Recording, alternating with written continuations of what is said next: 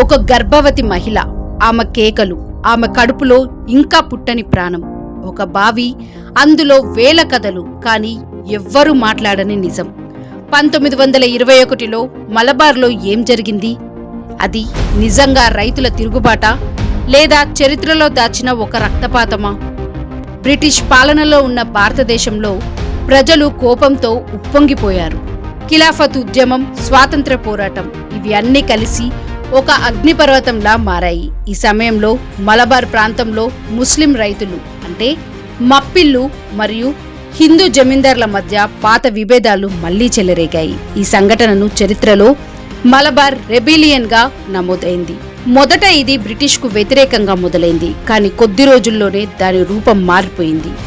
కొన్ని నివేదికలు చెప్తున్నాయి, గ్రామాలపై దాడులు జరిగాయి, ఇళ్లను తగలబెట్టారు, ఆలయాలను ధ్వంసం చేశారని వాదనలున్నాయి. కొంతమందిని బలవంతంగా మతం కూడా మార్పించారని చెప్తారు. కొన్ని కథలు మరింత భయంకరంగా జరిగాయి.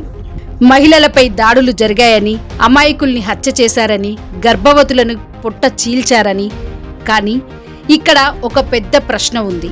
ఈ కథలు పూర్తిగా నిజమా, లేక కాలంతో పెరిగిన భయంకర వర్ణనలేనా?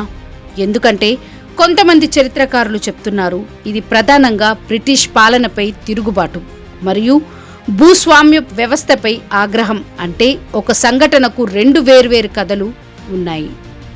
కేరళలోని ఒక గ్రామం తువ్వూరు, అక్కడ ఒక బావి ఉంది. స్థానికులు చెప్తారు వేల మంది అక్కడ చంపబడ్డారని, వారి శరీరాలను బావిలో పడేశారని. ఆ బావి దగ్గరికి వెళ్తే ఇప్పటికీ భయమేస్తుందని కొంతమంది చెప్తారు. రాత్రి వేళల్లో అరుపులు వినిపిస్తాయని. కానీ ఈ కథలకు స్పష్టమైన ఆధారాలు తక్కువ, కొన్ని మాత్రం రికార్డుల్లో ఉన్నాయి.